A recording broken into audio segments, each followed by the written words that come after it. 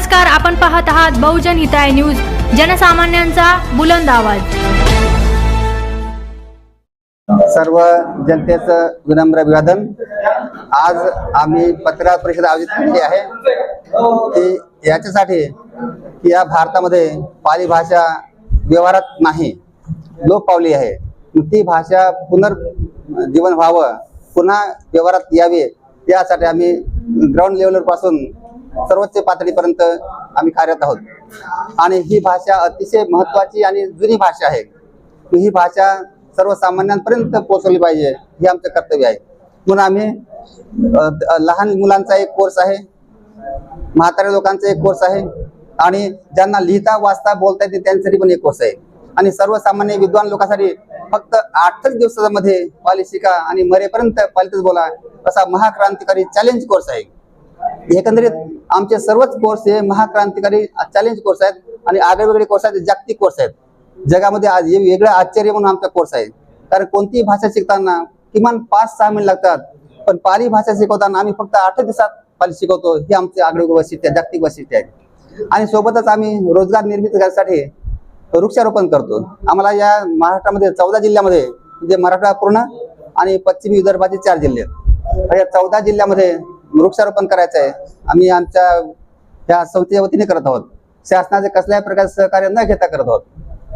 आणि वृक्षारोपण केलं की आमचं तत्व एकच आहे की झाडे तुमचं, शेते तुमचं, फळे तुमचं, फक्त लागवड आमची। आणि ह्या तत्वाप्रमाणे शेतकरी मनसोक्तपणे आम्हाला सहकार्य करतात, कारण आपलं सर्व आहे। जर आमचा काही त्यात वाटा असता तर शेतकऱ्यांना काही काम चुकारपणा केला असता, निगराणी केली नसती। आता हे सगळे त्यांचंच असल्यामुळे ते चांगल्या प्रकारे निगराणी करतात आणि आम्ही हे काम सुरू केलेलं आहे आम्ही वृक्षारोपणाचं। सोबतच सामाजिक चळवळ, योगा, विपसना हे पण आम्ही करतो। आणि योगा विपसना करत असल्यामुळे लोकांना ताण तणाव होत नाही, कोणते आजार होत नाहीत, आणि पाली शिकत असल्यामुळे असं वाईट काही बोलत नाहीत। आणि त्यामुळे धम्माची भाषा आहे, शिलाची भाषा आहे, सदाचाराची भाषा आहे, नीतिमत्तेची भाषा आहे। त्यामुळे समाजामध्ये दुफळी निर्माण होत नाही, समाजामध्ये भांडणं होत नाही, घरामध्ये भांडणं होत नाहीत। त्यामुळे ह्या अशा प्रकारचं आचरण केल्यामुळे, ही भाषा शिकून असंच आचरण केल्यामुळे आपल्या भारतामध्ये नाही जगामध्ये शांतता सुव्यवस्था प्रसार होईल। या भाषेतील तत्वज्ञान आचरण केल्यामुळे काय होईल, कोर्ट कचऱ्या बंद पडतील, न्यायालय बंद पडतील, दवाखान्याचं काम कमी होईल आणि तुरुंग सुद्धा बंद पडतील।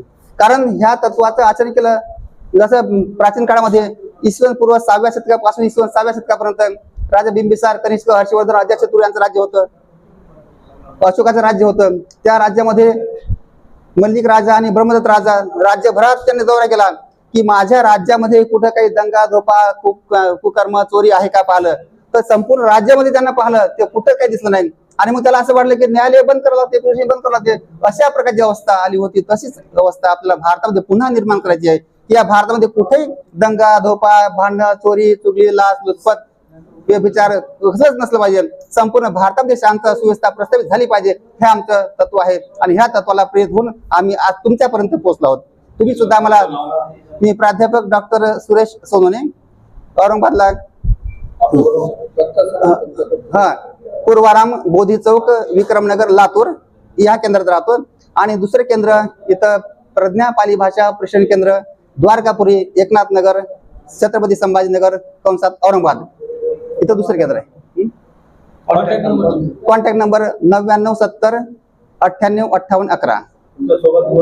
माझ्यासोबत भंतेजी आहेत डॉक्टर हर्षबोधी आणि हर्षबोधी महाथेरो, डॉक्टर हर्षबोधी महाथेरो आणि भंते धम्मकीर्ती थेरो।